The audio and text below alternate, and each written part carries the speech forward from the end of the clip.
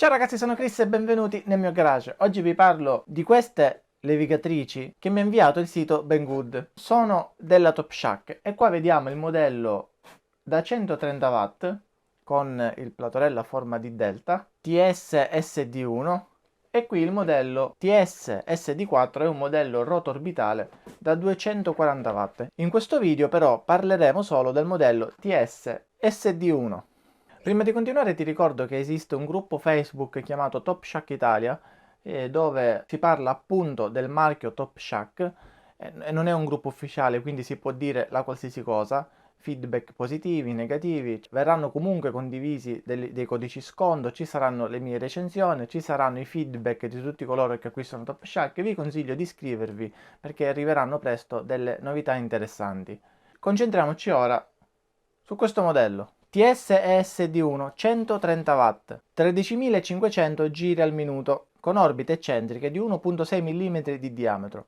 La dimensione generale di questo utensile, il peso molto contenuto, la potenza non molto elevata e le orbite non troppo ampie ci fanno capire che è un utensile per fare lavori di precisione, per delle finiture più dettagliate, per andare su spazi o angoli molto stretti, dove una potenza elevata e una vibrazione e una orbita più elevata, che in genere è di 2,2-2,5 mm, ci potrebbe far lavorare con difficoltà. Tant'è che di questo modello, più o meno simile come forma, come dimensioni, esiste il modello da 200 watt che è più potente e ha delle orbite un po' più ampie, quindi abbiamo la possibilità di scegliere quale comprare in base alle nostre esigenze.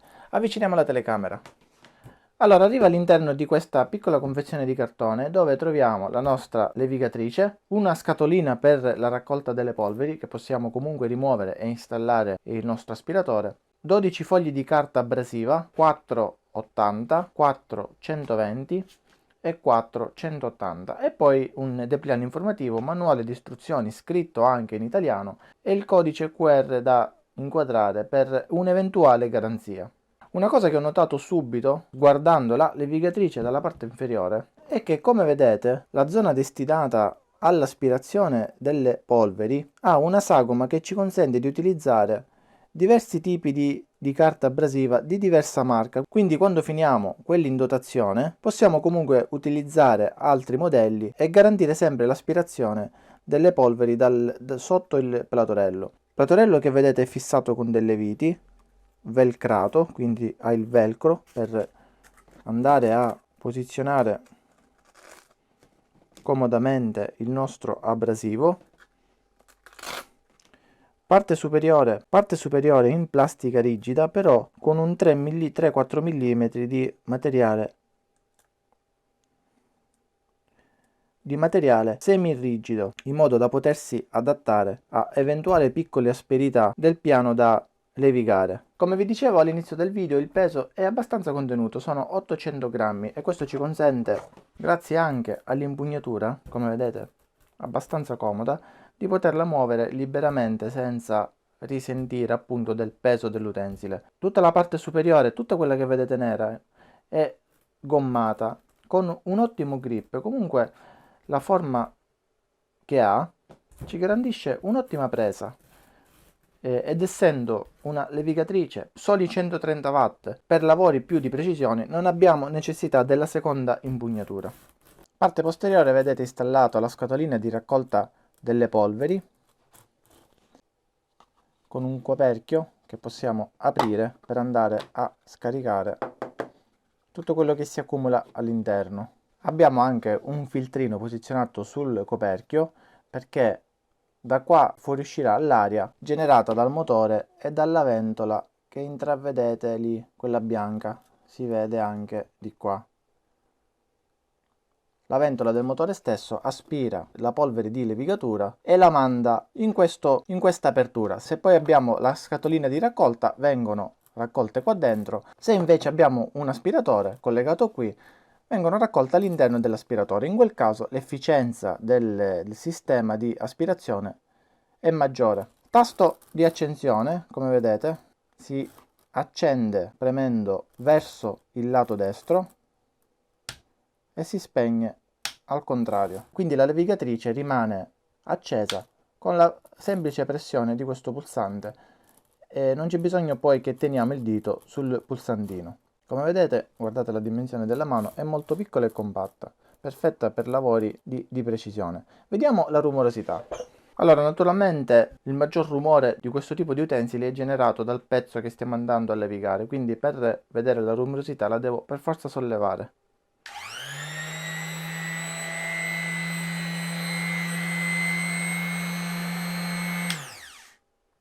Devo dire che non è molto rumorosa come tanti prodotti simili, ma vediamo una prova. Allora, sta segnando più o meno 70, ora cerco di stare zitto e di mettermi a una distanza di 40-50 cm.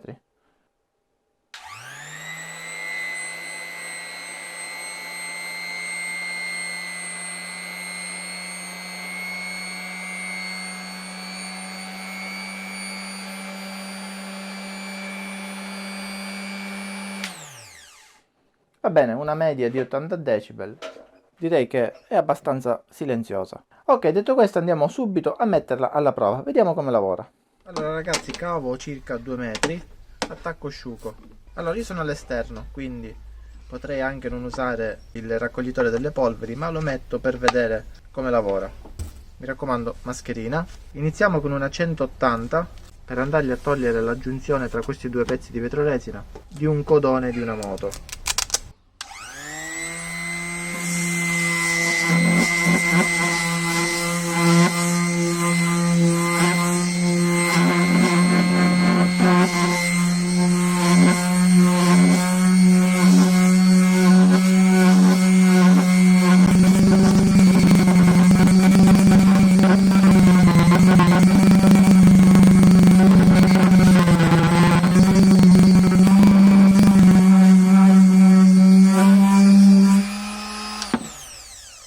Purtroppo la vernice riempie subito la carta. Andiamo con una 120.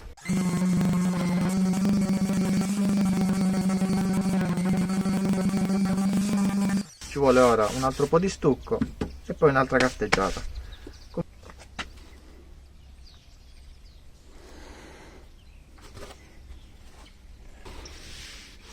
Ok, vedete le orbite sono piccoline e non ci lasciano nemmeno parecchio segni.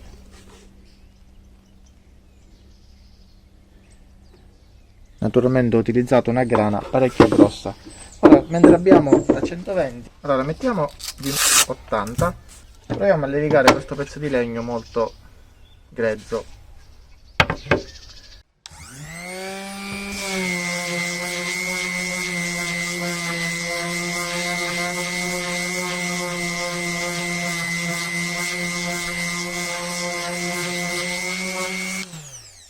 Ora provo a premere parecchio.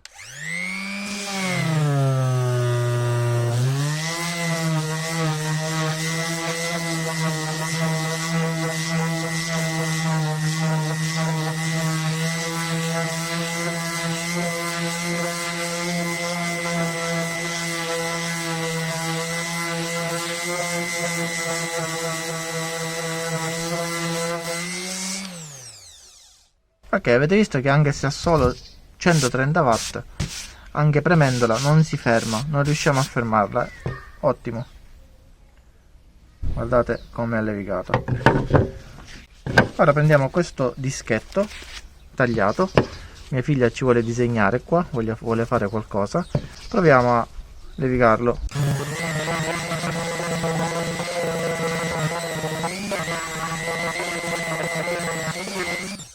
Allora, in teoria ci vorrebbe una piallata, però già è molto più liscio di prima. Prima era così e si può disegnare. Vediamo come ha lavorato il raccoglitore. Intanto vedete che è tutta bella sporca.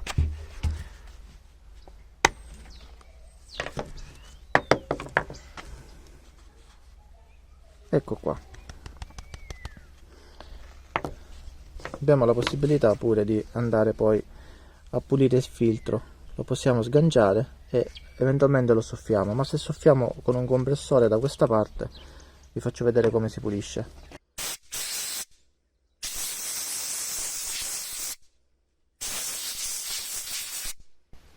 Ok, pulito. Possiamo utilizzare un aspirapolvere come ad esempio questa qua della Top Shack, anche se nel dettaglio questo modello ha il beccuccio più piccolino e bisognerebbe crearsi un piccolo adattatore, ma anche mettere un po' di nastro isolante, tanto quanto basta per tenerlo fermo all'interno. Io per esempio ho questo tubo che utilizzo ormai adattando l'attacco sull'aspirapolvere, che si incastra perfettamente sull'utensile. Quando finite di lavorare rimuovete la carta, accendete la levigatrice e aria compressa.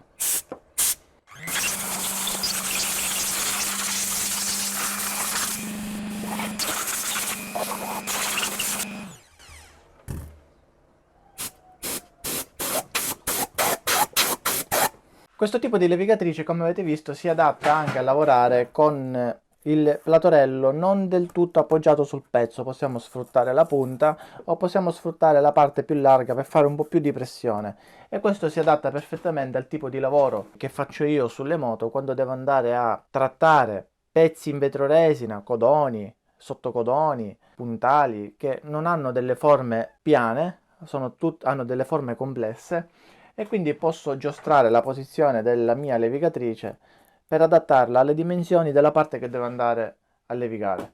Ok ragazzi, avete visto come lavora? Come prodotto mi è piaciuto.